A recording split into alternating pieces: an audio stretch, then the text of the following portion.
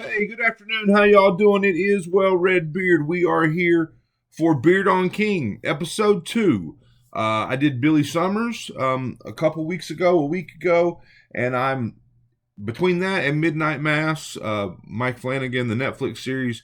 It has really inspired me to go back and just try to get those feelings of nostalgia, get those wonderful feelings that I had as a young man reading King's work. So we went all the way back, almost all the way back to the beginning. We went to book 2, Salem's Lot, and this is his second book published in 1975. Now, I want to say loosely it was the second book that I read from him way back in the day when I was 13 years old. But I'm not sure. But the first one was the Tommy Knockers, and I think this one was the second one. It's a vampire novel, and it's my either first or second favorite vampire novel of all time. Now, I will say that my Goodreads rating, like I recently shared or I recently clicked that I had read it again, and when I did that, it published that to Twitter, and my rating was 4 stars. And I think that was because, when I joined Goodreads, I went out there and kind of just absent-mindedly starred all the things that I knew that I had read, and so I threw 4 stars on it. I think I'm at 5 stars on this book. It is, and I'm also going to call it my favorite vampire novel. I mean, I love I Am Legend, and I probably, before rereading this, I probably would have told you I Am Legend was my number one. But I Am Legend is more, it's more of a singular person. I love the post-apocalyptic feel of it, the abandoned, city, a single guy and his dog against like this mindless horde. But this one's different. It's a town. It's a small village, a small town, and evil moves in it on a small scale and slowly, starts to grow, through Barlow, the vampire, and Straker, his, human counterpart. Now, I'm not going to be completely spoiler free here.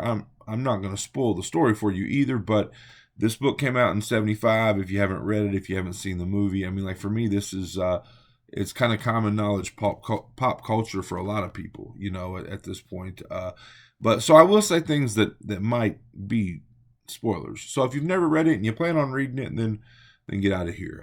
But I will not spoil the entire thing. So, one thing for me is, again, before I go any further, I want to talk a bit more about Beard on King and what I'm doing here. I want to make my way through all his work. The vast majority of it will be rereads because I've read probably his first 50 some odd books. I don't know.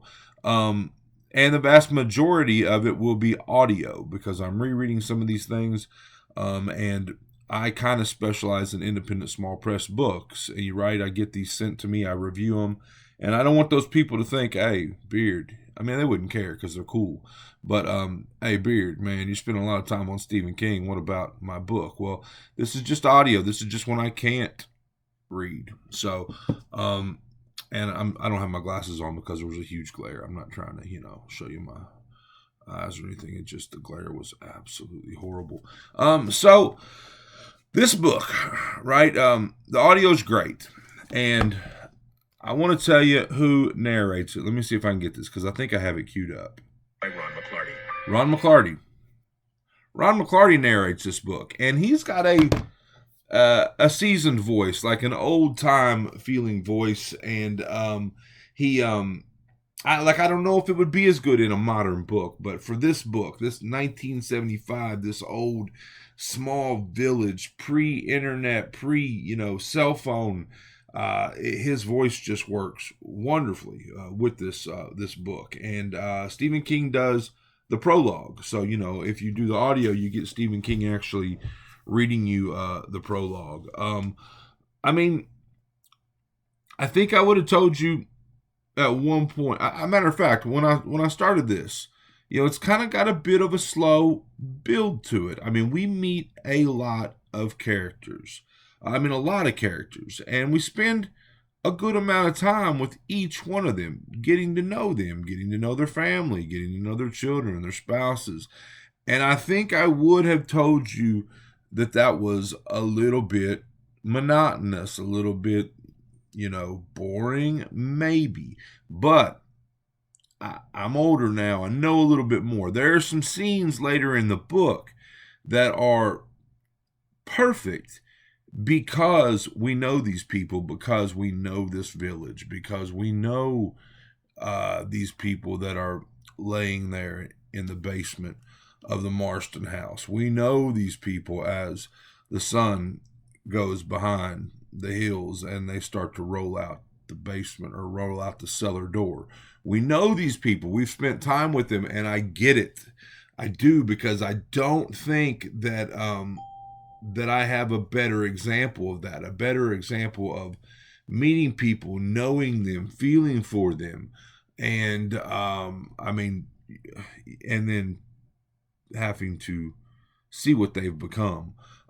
So that part was absolutely great. Now, another thing I want to say real quick, we're just getting started on this Beard on King stuff, but I'm not going to be as serious here. I'm not gonna put as much effort into these reviews. What I want to do is I've read all these. I don't really remember what I thought about them, and my 13-year-old reader's mind, may have not really thought much about them anyway. So I want to record my thoughts. Like, I don't want to necessarily revisit these. I want to be like, oh, cool, it's Salem's Lot. Let's go see what I thought about it, and have this to tell you, or to tell myself what I thought. But so yeah, just kind of a slow build, kind of a slow burn. But when things start, they start big time. I mean, and again, you've spent some time with these people, and so when things like that, when someone is attacked or someone is turned, or again, it's a vampire novel, or someone is whatever, they're big, gutsy, painful moments. I mean, some of the, because in this situation, someone would die. They would die, of anemia, or whatever, what, they're pale, they're, weak, and they die mysteriously, right? And we watch these people get buried, and we know what's going on, but we watch these people get buried. The grief that the Glicks go through over the loss of two people, they're children. I mean, shit, I told you I was going to spoil some stuff, but the grief that that you feel, especially at Danny's burial. I mean, Danny's burial, and it comes through the audio, because you've heard all that things about a father just losing it at a child's gravesite. I mean, that shit just pours out of the audio version of this book. So there's just a lot of that. There's a lot of loss, and you feel it more than I think that you would in just your average vampire novel or your average horror book. I mean, you feel those losses. Now, there are a couple bits in the audio that I marked, and I didn't mark a lot of them, but bits that just I really liked. And again, the very first one that I mean, this is chapter 6, but with Danny's burial, I already mentioned that, just his father moaning and screaming, and it just really got me. And then there's this bit here about Mike and Matt, and Mike Ryerson was he was like the graveyard keeper or whatever. Early in the book, he finds a dog hanging. Sorry, but there's a dog hanging like on the graveyard, the cemetery gate. But anyway, he gets it, and Matt, who I think he's a school teacher. Edward Lauren's gonna kill me for getting all this shit wrong, but he observes it, like, we're at the point here where we're like, okay, I'm gonna observe this dude. I know he's dead, but he's even been autopsied, and I'm gonna observe what happens here, and I'm gonna play that bit for you. You'll get to hear the narrator's voice and judge for yourself. But here we go.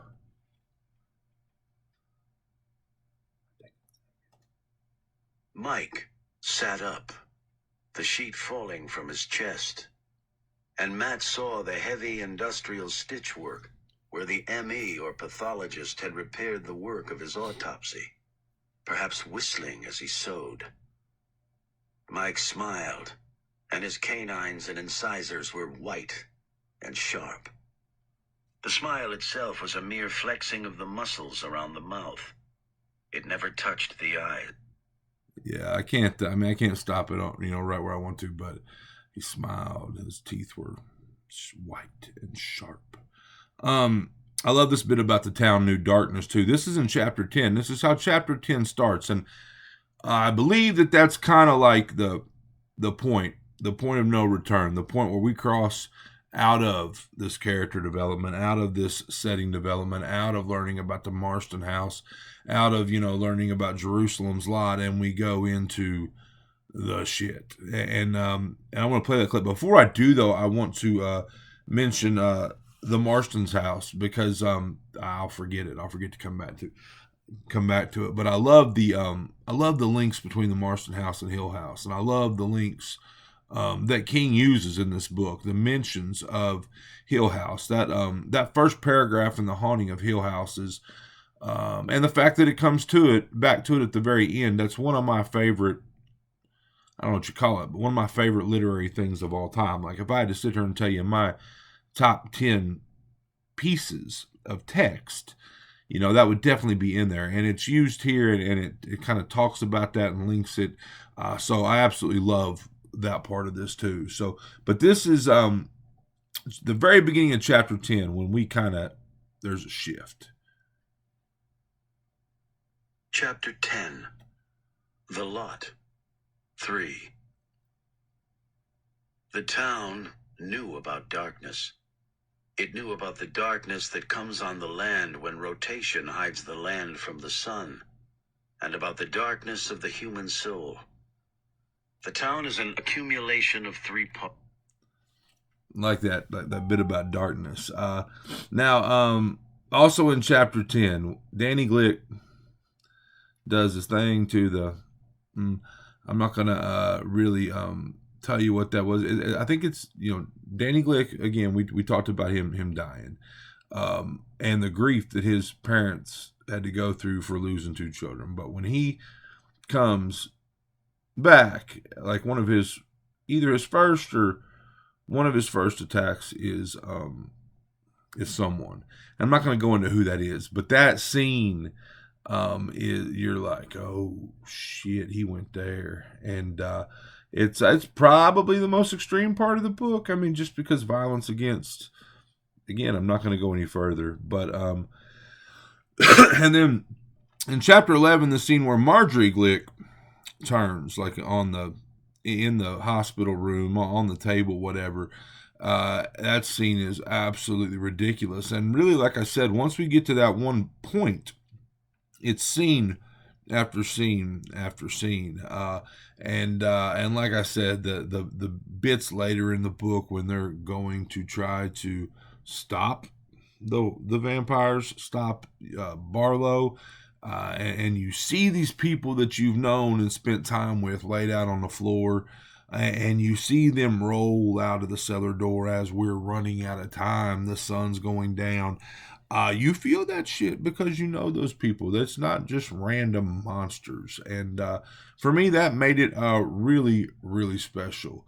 I feel like I'm forgetting something. I feel like there's something else that I wanted to say. But, well, I will say that I think going into this book, I thought that Mark Petrie was Danny Glick and Danny Glick was Mark Petrie.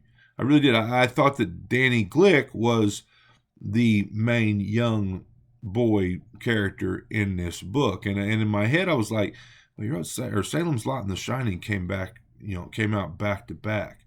And like in Salem's Lot, he uses Danny Glick, and in The Shining, he uses Danny Torrance. I was like, that's just kind of weird to use the same kid's name in 2 books, but it's not that way. Danny Glick is not the main young boy character. It's Mark Petrie. So, but anyway, I just wanted to kind of make that point because I thought that was kind of funny that I was wrong. Like, I'm wrong often, but I was wrong that Danny Glick was not the character that I thought he was. It was actually Mark Petrie. But I mean, look, I dig the characters. I dug Ben's character, of course, dug Mark's character.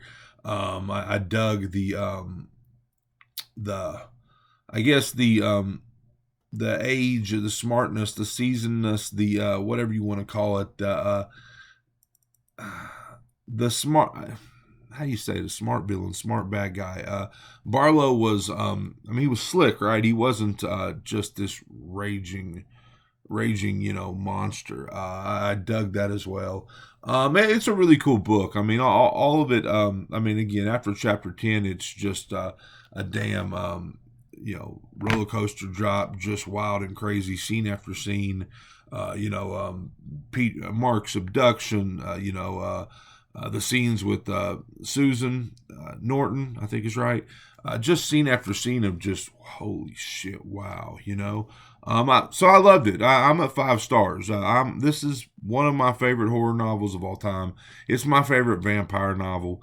It's just great, and you felt the literary side of it too. I know this is early. This is back when he still wrote horror, but you felt that literary side too. There was a lot of great one-liners and stuff. I love that bit about darkness. So this is Salem's Lot. I talked for a long time. I'm gonna get the hell out of here. Stephen King. This was Beard on King, episode 2. We'll be back soon. Actually, I was gonna go straight into The Shining, but The Shining's not available on Scribd, and I went over and I started using Scribd. I keep trying to push my glasses up, if you've noticed, so I saw Later, and I haven't read Later, and it's like a hard case crime book or whatever, and I'm liking that quite a bit. And then I also kind of started Joyland, and why I started 2 at the same time I don't really know. But so those will probably be the next 2 we talk about, Later and Joyland, and then we'll probably circle back to The Shining. Or I'm about halfway through Carrie too, but I stopped. But I don't know. I kind of wanted to do these in order, but we'll see. So this is Salem's Lot. This is Beard on King, episode 2. I hope you're enjoying all your books as much as I am. If not, you're reading the wrong damn books.